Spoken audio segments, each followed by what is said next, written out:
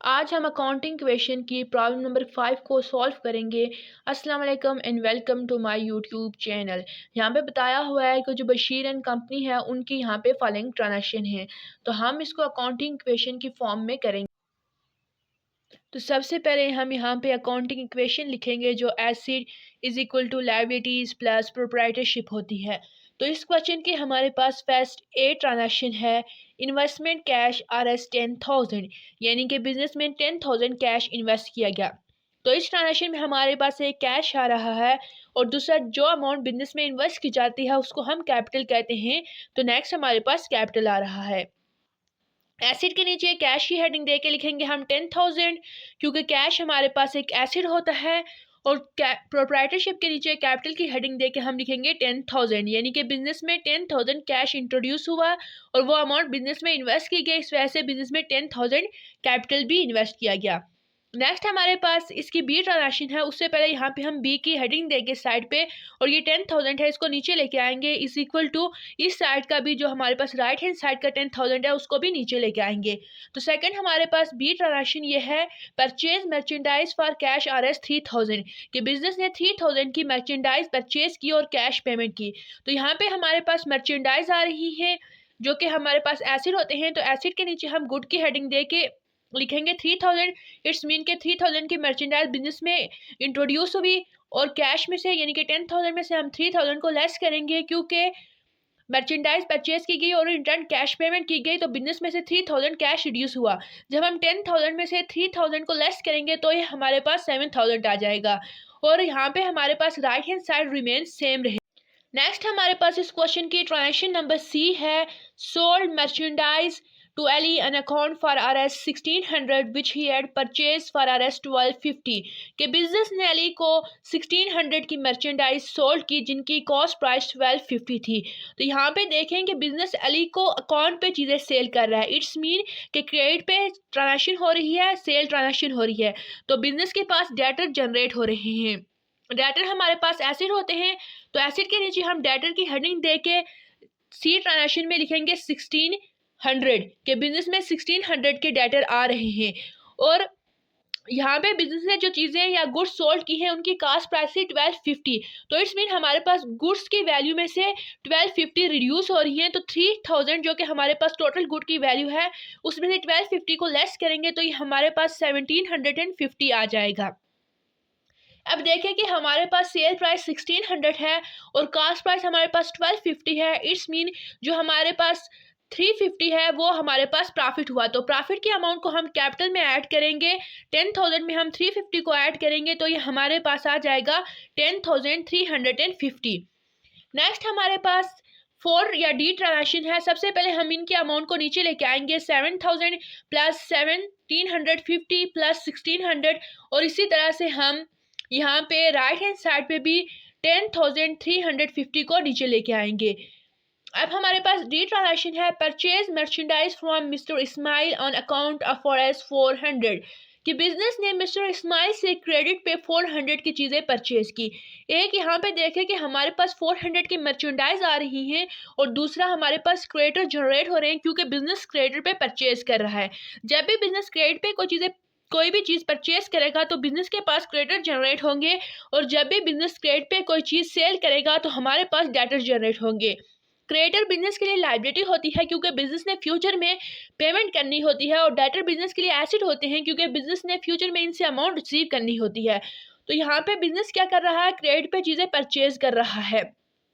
तो D transaction में हम यहाँ पे गुड की अमाउंट में 400 ऐड करेंगे क्योंकि हमारे पास 400 मर्चेंडाइज बिजनेस में ज़्यादा हुई हैं, यानी कि बिजनेस ने 400 की मर्चेंडाइज खरीदी हैं। तो 1750 में हम जब 400 ऐड करेंगे तो ये हमारे पास आ जाएगा 1970। अब नेक्स्ट हम लायबिलिटी की हेडिंग के नीचे क्रेडिटर लिख के यहाँ पे लिखेंगे 400, यानी कि बिजनेस में 400 क्रेडिटर जनरेट हुए हैं। अब हम इस क्वेश्चन की ई ट्रांजैक्शन करेंगे तो ये हम 7,000 प्लस 1970 प्लस 1,600 इसको नीचे लेके आएंगे और is equal to 400 plus 10, 100 and 350 इसको भी नीचे लेके आएंगे। अब हमारे पास यहाँ पे ई ट्रांजेक्शन है, purchase typewriter for cash RS 1200 के बिजनेस ने 1200 का टाइपराइटर परचेज किया और कैश पेमेंट की। तो यहाँ पे हमारे पास एक एसिड आ रहा है टाइपराइटर, तो हम एसिड के नीचे टाइपराइटर की हेडिंग दे के लिखेंगे कि हमारे पास टाइपराइटर आ रहा है जिसकी वैल्यू 1200 है। तो यहाँ पे हम 1200 लिखेंगे और कैश में से हम 1200 को लेस करेंगे क्योंकि टाइपराइटर के बदले कैश पेमेंट की जा रही है। तो तब जब हम 7000 में से 1200 को लेस करेंगे तो यह हमारे पास 5800 आ जाएगा। बाकी ये प्लस 1970 गुड्स का आया है और 1600 डेटर का और टाइपराइटर की वैल्यू हमारे पास 1200 है। Right hand side remain same रहेगी जो कि 400 क्रिएटर का है और 10,350 हमारे पास कैपिटल का है। नेक्स्ट हमारे पास इस क्वेश्चन की ट्रांजेक्शन नंबर F है, sold merchandise for RS 500 which cost him 360 के बिजनेस ने 500 की मर्चेंडाइज सोल्ड की जिनकी कॉस्ट प्राइस 360 थी। तो यहाँ पे देखें कि हमारे पास 500 की मर्चेंडाइज सोल्ड की जा रही है और कैश रिसीव की जा रही है। तो हम कैश के अमाउंट में 500 को ऐड करेंगे। जब हम 5800 में 500 को ऐड करेंगे तो यह हमारे पास 6300 आ जाएगा। इसी तरह से हमारे पास गुड्स की कास्ट प्राइस 360 थी, इट्स मीन 360 की जो वैल्यू की गुड थी वो बिजनेस में से रिड्यूस हो रही है। तो 1970 जो कि गुड की टोटल वैल्यू है उसमें से 360 लेस करेंगे तो ये हमारे पास 1610 आ जाएगा। अब इन सेल प्राइस और कॉस्ट प्राइस का जो डिफरेंस होता है वो हमारे पास प्रॉफिट होता है। तो बिजनेस की जो गुड्स सेल की गई उसकी सेल प्राइस 500 थी जबकि कॉस्ट प्राइस 360 थी। तो इनका जो डिफरेंस है 140 वो हमारे पास प्रॉफिट है। उसको हम कैपिटल की अमाउंट में ऐड करेंगे। जब हम 10,350 में 140 को ऐड करेंगे तो यह हमारे पास 10,490 आ जाएगा।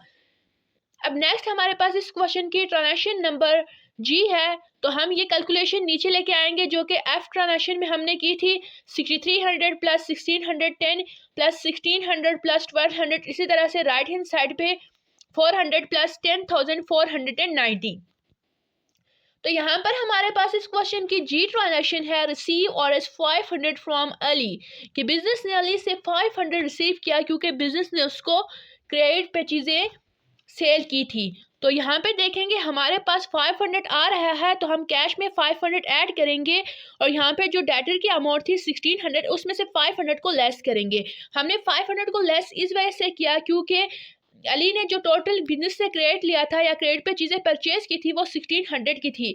तो अब वो क्या कर रहा है 500 की पेमेंट कर रहा है। इट्स मीन कि अब 1600 में से 500 को लेस करेंगे तो अली जो अब पेमेंट करेगा फ्यूचर में वो 1100 रह गई है। तो यहाँ पे अब हम इसकी कैलकुलेशन को नीचे लेके आएंगे।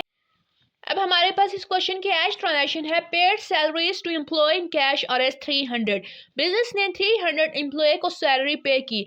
तो अब हम कैश में से 300 लेस करेंगे क्योंकि salary in form of in cash पे की जा रही है। तो बिजनेस में से 300 कैश रिड्यूस हो रहा है। 1600 में से 300 को लेस करेंगे तो ये हमारे पास 6500 आ जाएगा। इसी तरह राइट हैंड साइड पे हम कैपिटल के अमाउंट में से 300 को लेस करेंगे जो कि हमारे पास 10,490 है। तो जब हम इसमें से 300 को लेस करेंगे तो ये हमारे पास 10,190 आ जाएगी। अब हमारे पास इस क्वेश्चन की लास्ट ट्रांजेक्शन है, withdraw cash for person use RS 100 owner ने अपने पर्सनल यूज़ के लिए बिजनेस में से 100 कैश विड्रा करवाया। तो यहाँ पे हमारे पास एक कैश जा रहा है बिजनेस से और दूसरा जब भी कोई ओनर अपनी पर्सनल यूज़ के लिए बिजनेस में से कोई चीज़ लेता है तो उसको हम ड्राइंग कहते हैं और ड्राइंग की अमाउंट हमेशा कैपिटल में से लेस होती है। तो यहाँ पे हम कैश में से 100 को लेस करेंगे क्योंकि owner in form of an cash business से ड्राइंग ले रहा है तो बिजनेस में से 100 की अमाउंट कम हो रही है। 6500 में हम जब हम 100 लेस करेंगे तो ये हमारे पास 6400 आ जाएगा। इसी तरह राइट हैंड साइड पे हम कैपिटल में से जिसकी अमाउंट 10,190 है उसमें से 100 लेस करेंगे तो ये हमारे पास आ जाएगा 10,090। अब जब हम लेफ्ट हैंड साइड और राइट हैंड साइड की कैलकुलेशन करेंगे तो ये सेम आएगा। इट्स मीन हमारी अकाउंटिंग इक्वेशन प्रूफ हो गई है जो asset is equal to liabilities plus owner equity होती है or the stuff business own is equal to the stuff business owe होती है। आई होप आपको ये वीडियो अच्छी लगी होगी। अगर अच्छी लगी हो तो इसे लाइक करें, शेयर करें एंड चैनल को सब्सक्राइब करें। Thanks for watching.